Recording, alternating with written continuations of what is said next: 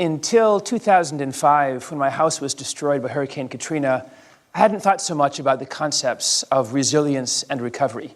What will it take for us to bounce back? What do we need in society or in organizations to give us the capabilities that we need to come back after a major shock? So my house is up there. It's one of the little red dots on Canal Boulevard. In the year and a half after Hurricane Katrina, Rick Wheel and I sat down and went through the entire city of New Orleans, knocking on doors, looking to talk to survivors there across the city. And we asked them a very simple question.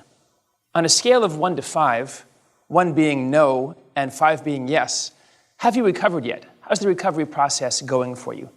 We mapped those answers to broader questions of damage to homes and businesses. So those red and green dots behind me, they're on a map that shows from yellow, very little water, to dark blue, very deep water. When we began doing this research, we expected that the reddish dots, the worst recovered people, would be in the darkest blue areas. But in fact, what we found was almost the opposite. In many cases, individuals who had fantastic recoveries, those green dots that you see, they had a lot of water. In my case, 11 feet of water, in other cases, 7 or 8 feet of water. Individuals' resilience and recovery wasn't a function, it seems, of how much water that they have. And the one thing I've learned since Hurricane Katrina is the power of people. We've heard already 2 different talks about how important communication individuals are and being a leader. Today's talk for me has really one main point. If you come away with the idea that social ties are the critical aspect of resilience, I've done my job. Because the reality is, a lot of theories that we have about recovery focus on the wrong kinds of ideas. I think the most common narrative that we hear in the media about recovery after disaster is about money. Did you have insurance? Was FEMA there for you afterwards? Were you wealthy beforehand?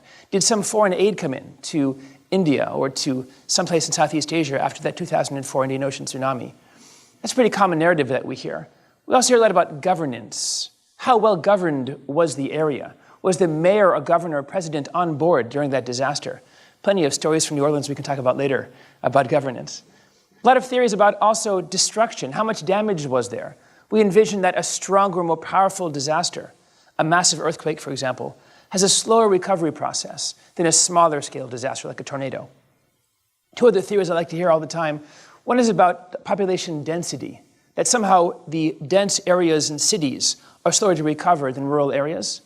And finally, inequality. That image up there is from Brazil, the favelas, where we have on the left side of the image dirt-floored shanty shacks, on the right side, condominiums. Those blue dots you see are individual pools. So these are the kind of theories that sociologists, political scientists, economists like to argue drive this idea of recovery. But they're all missing something really important. They're missing the idea that the core elements of recovery don't come from outside the community, outside the organization. They come from inside it. And I would argue that really drives the process what we call social capital or social ties. There are different types of connections that we have. People who are like us, same background, same language, same ethnicity, we call that a bonding social tie. Our friends, our family from different backgrounds, maybe through a school, or a church or synagogue or a mosque, from a bocce ball club or through an opera club, those are bridging ties. And occasionally we have vertical ties to individuals in positions of power. Maybe you know the head of FEMA, or the deputy assistant, I guess. Maybe you know someone here in Washington, D.C. How do these kind of ties make a difference during disaster? The first decision made by any survivor after disaster is whether or not to go back to a damaged home or a damaged business. There are all kinds of reasons you wouldn't want to go back. The most obvious are the financial costs that you face. Even with insurance and help from FEMA, there's often a huge gap between the actual costs and the money that you now hold. But beyond the financial costs, there are psychological costs. If you lost a family member or a loved one that got hurt there, maybe the whole area nearby is destroyed, your school or home is gone. Simply being back in the same area again can trigger PTSD, sleepless nights, and depression. We also know there are opportunity costs for going back. Every day you're in a damaged city or a damaged area with a business or a school, you could be someplace else, a perfectly healthy area, and having that business run well. So why would you come back then with all those kind of costs? We've found around the world, India, Japan, the Gulf Coast, Israel, those individuals, those communities with more social ties, more of a sense of place, a sense of belonging, those individuals come back. Individuals with fewer ties, fewer connections, a less of a sense of place, those individuals often get up and go. We call this first choice exit and voice. The second broader way that these social ties help is through what we call collective action. Many of the challenges that we face post-disaster cannot be solved by one individual or one family by themselves. It requires us working together. Think about Haiti after the 2011 earthquake, when that quake literally wiped out most of the government and police officers. Many neighborhoods had no one nearby in uniform to help them. How would your family stay safe and keep looters away? You couldn't do it by yourself. You weren't awake all the time. You needed to have help from neighbors, people in the community, to build a community patrol. And some neighborhoods did that. They kept away looters. They kept away people who would harm their families. Others didn't have that kind of social ties, and they couldn't do it. These are the kind of things that we need post-disaster. We need the collective action through social ties. Finally, the third way these ties help is through informal insurance or mutual aid. Most of the providers of things like food, shelter, daycare for our kids, medical assistance are often shut down for days, if not weeks. In New Orleans, where I was, it was 2.5 months before a grocery store opened again, or 3 months before a gas station opened again, almost half a year before daycares opened again. Where do you get assistance? Where do you get resources? If you have friends, neighbors, people that you know, you can knock on their door and borrow those kind of things. Have a round robin to watch the kids. Get information about restarting your electricity again. Without those kind of social ties, it's much more challenging to overcome these kind of problems. So social ties give us this kind of informal insurance or mutual aid. I want to give some details now how these kind of social ties make a difference during a massive 3-part catastrophe. March 11th, 2011 in Japan, around 2:56 p.m., just after school was getting out, a massive 9.0 earthquake struck offshore. So powerful that from off outer space, the entire Earth jumped. Now, that earthquake itself didn't do much damage. There's fantastic engineering standards in Japan. Most houses, most buildings were intact. But that earthquake set off 2 other major problems. A massive set of tsunami, these huge waves, as tall as 6 stories in some cases, and the shutdowns of the Fukushima nuclear power plant, which eventually melted down about 27 hours later. Now, this disaster, or these disasters, killed more than 18,500 people across Japan. What's quite interesting is that if you look at all the cities along the coast, all the villages and towns, the variation in death rates are quite large. In most cities across the coast, no one lost their lives. That's the big spike you see behind me. But in those small little bumps next to it, in some cities, 1%, 2%, even as high as 10% of the population lost their lives. So as social scientists, our question is to understand, why did some communities have no fatalities? Others lost literally 1/10 of the population that afternoon. So we first envisioned maybe this was a function of how powerful the disaster was. So we simply mapped how tall those tsunami was versus the death rates in the communities. There's some variation that you see here that lines up, but some really strong outliers. The most powerful waves that we saw in Tanohata, 20 meters, that's 60 feet tall, they only lost around 2% of the population. But Onagawa, Otsuchi, those communities had much shorter waves, but lost 1/10 of the population. And even further on, Rifu Natori, very short waves that lost around 9% of the population. So by itself, we can't explain mortality based solely on how powerful the waves were. I spent about 1.5 years in Japan doing research on this project, asking individuals who survived, speaking to NGOs, local leaders, getting data on all these communities to understand what then drove the differences in mortality. The most powerful predictor of recovery was actually social networks and social ties. Communities across the coast that had more social ties, here we're measuring this using less crime, those communities had much lower death rates, holding everything else constant, meaning even the same levels of demographics, of income, of education, firefighters being there, disaster preparedness, exposure to the sea, height, all the factors that we could think of, the best predictors still were the social ties in those communities. Communities that had more social ties before the disaster had fewer casualties afterwards. Then we looked at the question of recovery. Who rebuilds these cities after massive devastation? This is an image of Ishinomaki, 2 weeks and then roughly 2 years after that tsunami. Notice all the debris is gone, but so are all the people. There's no evidence in this community, even though the debris is gone, there's businesses operating again, or schools operating again.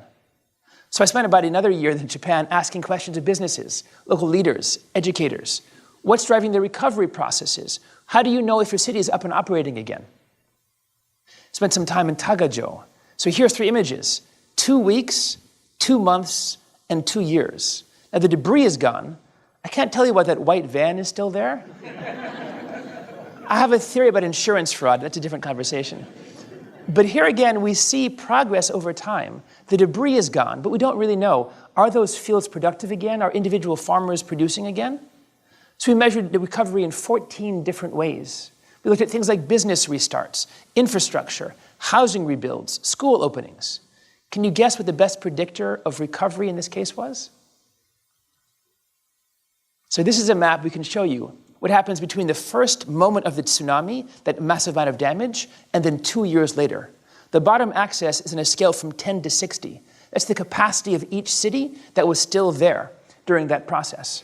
So you see some of the most damaged areas that we have there, like Yamada, lost 85% of capacity. Almost all the schools, businesses, everything was shut down. But then 2 years later, it bounces up. This is the vertical axis now, to around 80%, 90%. Most communities are doing pretty well 2 years later. Some aren't doing so well. So in investigating those factors, the best predictor we had here weren't horizontal ties, that bonding and bridging ties, it was linking ties. How many connections did your city have to individuals in power in Tokyo? How many powerful politicians, representatives, people did you know that could pull those levels of power and get people to come to your community and help you out in the recovery process? So in the first stages of survival, it's the horizontal ties. In the process of recovery, it's the vertical ties. I'll take one more aspect of recovery. This is mental health recovery. I mentioned the Fukushima disaster in Japan. 147,000 people left their homes because of 4-hour evacuation notices in Futaba, Okuma, communities right near the nuclear power plant. Some of them have never been home since. So now in 2018, it's been almost 7 years since they've seen their homes. Now in those 7 years, you can imagine the kind of worries that you have.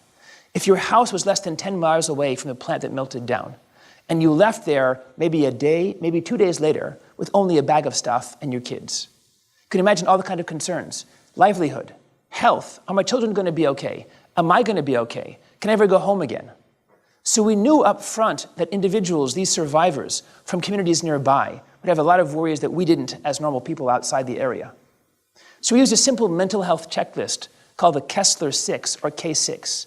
Now don't answer out loud, but in your head, think to yourself, over the past month, how often have you felt nervous? Maybe speaking in front of audiences, right? How often have you felt helpless or restless, depressed? So these K6 are a pretty common way of measuring mental health recovery post-disaster.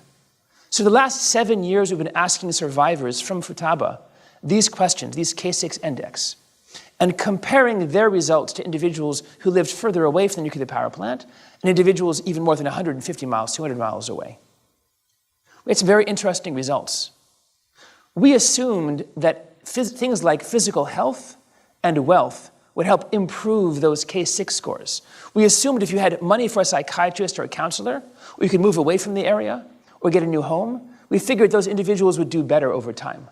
The reality was, as these images show, we had no measurable connection between health and wealth and mental anxiety after the Fukushima meltdowns. In fact, the reality was it was a pretty sad story. If you'd been doing well physically before the disaster, you were okay afterwards. But if you had any kind of physical challenges beforehand, your mental health got even worse compared to other individuals nearby. So what can alleviate these kind of concerns? The only factor that we found consistently helped reduce anxiety post a nuclear evacuation were having friends and neighbors nearby that you knew. Social connections to individuals nearby helped you feel normal again, despite all the long-term concerns you may still have.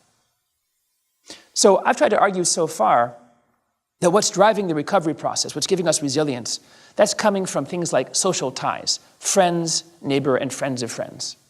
If this is true, then what's our next steps? And this is the fun part of my job. Beyond studying just disasters, I think through cities, communities, organizations, what can we do now to build these kind of social ties around the world? So hopefully you recognize the guy in the red sweater. It's Fred Rogers, right? Now, Fred has been dead, unfortunately, now for a few years. When I was a kid, he asked me to be a very good neighbor each day, right? What does that mean? It means in most of the areas around the world, Washington, D.C., Tokyo, Mumbai, Bangladesh, people simply don't know their neighbors. So if I asked you in this audience to raise your hand if you can name 10 neighbors' last names, Some hands go up. Okay, that's not bad. Typically, it's around 15% of individuals living in highly dense areas can name those 10 neighbors' last names. The first line of defense, really the zero responder, isn't someone wearing a uniform, right? It's your neighbor, it's your friend, it's someone who lives nearby. So right now in places like Wellington, New Zealand, in Tokyo, in San Francisco, we're building get-to-know-your-neighbor programs, chances to show each other who lives nearby. How do you build those bonds? By pushing individuals to think through who will be on your doorstep if your mom has a heart attack, who will be there if it's flooding and your dog needs to be rescued. These are people who live nearby. The next step up from neighbors is the neighborhood. That's the next image I have up there. We call this the block party or neighbor fest. If you live in San Francisco, once a year we'll give you up to $5,000 to hold a party in your neighborhood. Two conditions. You can't exclude anyone, even the neighbor that you hate, and you also have to agree to have at least one small display about CPR or disaster preparedness. We know that many neighbors don't leave their homes nowadays. People with long driveways, especially off-street parking or garages, many of us simply haven't gotten beyond even our immediate neighbors. So Neighbor Fest is one way of doing this. Now in Japan, we call this a matsuri, or a festival. Obon, for example, is one of them.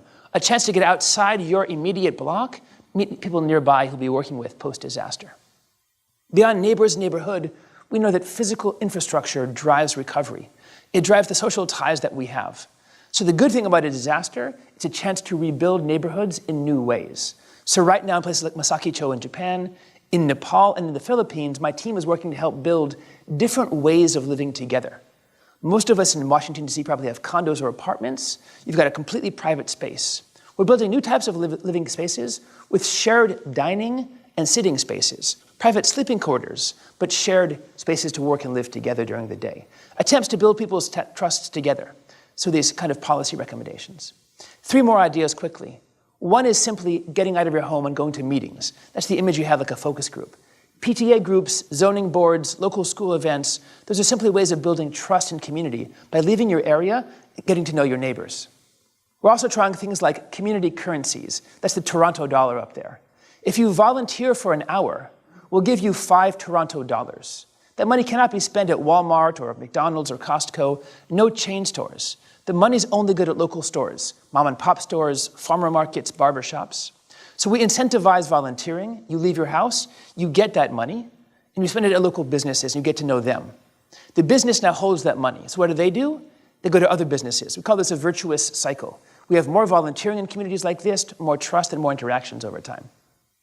Finally, I've got an image from Facebook up there. Many of us are on our phones right now, right? That social media that we have is a critical aspect, especially if you're under 75, right? Those phones, those cellular devices are critical.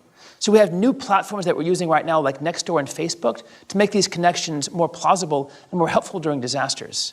You may have seen on Facebook the check-in function, to check in safe. We have a new one we're developing right now. Where on Facebook, if you're in a disaster, you can say, my kid needs diapers, I need food, and individuals who live nearby will be connected to you, and you can exchange resources. This is coming really soon. Today I've tried to argue several things. First of all, I've argued that many of us think about recovery often in terms of things like how much damage there was, or how much money we have, right? How wealthy we are. The reality I've tried to argue is that disaster resilience comes not from those external factors, or wealth or education, but from internal ones to the community and the organization. How connected are we? How much trust do we have in each other? How often do we work together? In the process of surviving a tsunami, and in the process of mental health after tsunami, those horizontal ties are critical. In the process of building back, in the recovery process then, vertical ties between cities and representatives or cities and things are really critical as well. We've seen now that social media can be a critical component of what's going on. So I would argue today, if you go back to your organizations with one message, here's the message. Build those social ties, make those friendships. Thank you very much.